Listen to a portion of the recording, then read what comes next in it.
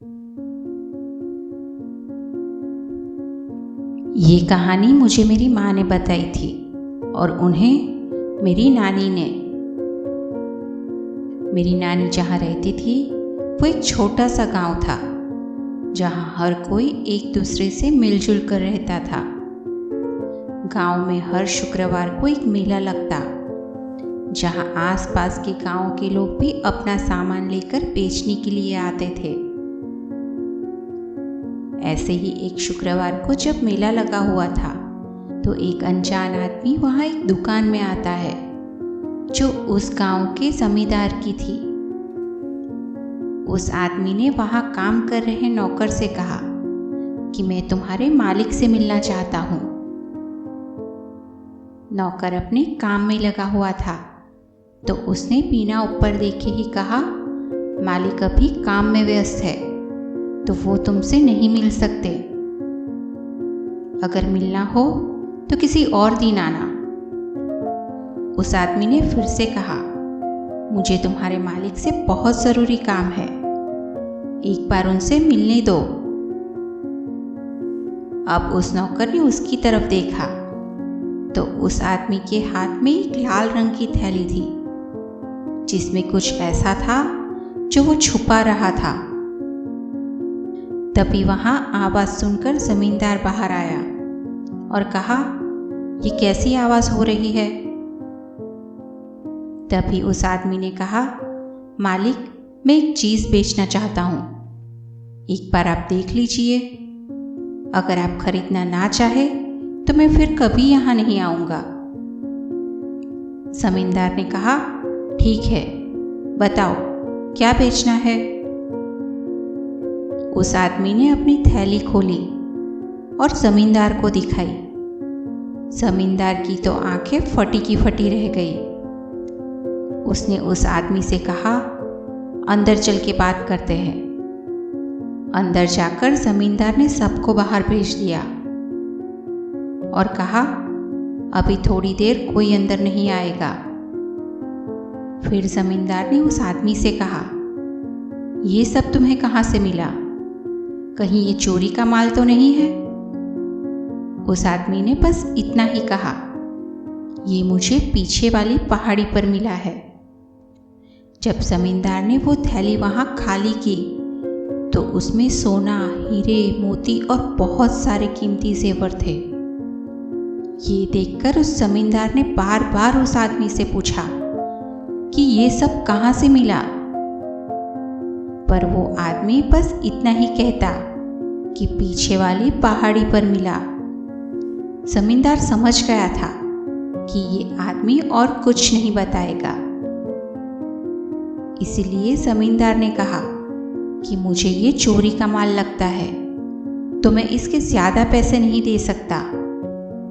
तभी उस आदमी ने कहा, आप जितने दे सकते हो उतने दे दीजिए, और साथ में कुछ राशन भी। जमींदार ने सोचा कि इसे इस जेवरों की कीमत तो पता होगी नहीं, तो इसे कुछ राशन और कुछ पैसे दे देता हूं। जमींदार ने बिल्कुल ऐसा ही किया और उस आदमी ने भी खुशी खुशी वो राशन और पैसे ले लिए। जमींदार ने उस आदमी से कहा कि तुम्हारे पास और कुछ ऐसा हो तो लेकर आना। उस आदमी ने कहा, ठीक है। फिर उस आदमी ने कहा कि आप इन चीज़ों को 2 दिन से ज़्यादा अपने पास मत रखना, क्योंकि ऐसा खजाना शापित माना जाता है। जमींदार ने कहा, अब ये मैं देख लूँगा, तुम बस ऐसा और कुछ हो तो मुझे बताना। आज जमींदार बहुत खुश था, क्योंकि आज उसे बहुत फायदे का सौदा हुआ था। पर अभी भी उसके दिमाग में यही चल रहा था कि वो आदमी इस खजाने को जहां से लाया है वहां और कितना खजाना होगा। ये सोच सोच कर तो 2 दिन ऐसे ही गुजर गए। अब तीसरे दिन रात को जमींदार अपने घर के आंगन के बाहर खटिया पर लेटा हुआ था।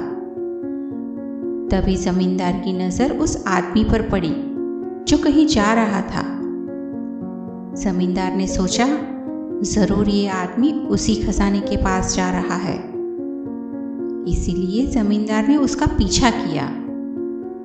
वो आदमी जंगल से होता हुआ एक पहाड़ी पर पहुंच गया। पहाड़ी पर उसने एक बड़ा सा पत्थर हटाया और उसके अंदर चला गया। वहां से कुछ सीढ़ियां नीचे की तरफ जा रही थी। वो आदमी उस सीढ़ियों से नीचे उतरने लगा। जमींदार अभी भी उसका पीछा ही कर रहा था। वो आदमी सीढ़ियां उतरते हुए उस पहाड़ी की गहराई में पहुंच गया। वहां जाकर उसने वहां रखी एक मशाल जलाई। मशाल के चलते ही चारों ओर एक चमक सी फैल गई। पूरा खंडर हीरे, मोती, जेवर और सोने से भरा हुआ था। उस खंडर के बीचों बीच एक शैतान का पुतला था। उस आदमी ने जैसे ही अपनी खून की कुछ बूंदें उस पुतले पर गिराई, वो शैतान जाग गया। उसने हंसते हुए कहा, आज तीसरा दिन है, मेरा शिकार कहाँ है?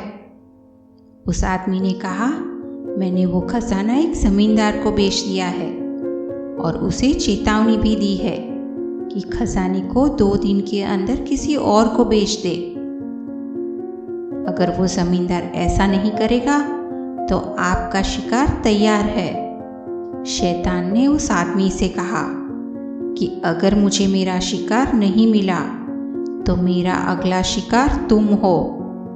ये सुनकर जमींदार बहुत डर गया, क्योंकि आज तीसरा दिन था। जमींदार को पसीना आने लगा। तभी उसकी नींद अचानक खुल गई। उसने देखा कि अभी भी वो अपने आंगन में ही है और सही सलामत है। इसका मतलब कि आज तीसरा दिन है, पर कोई अनहोनी नहीं हुई। जमींदार हंसने लगा। तभी घर के अंदर से उसकी पत्नी की जोर से चिल्लाने की आवाज आई।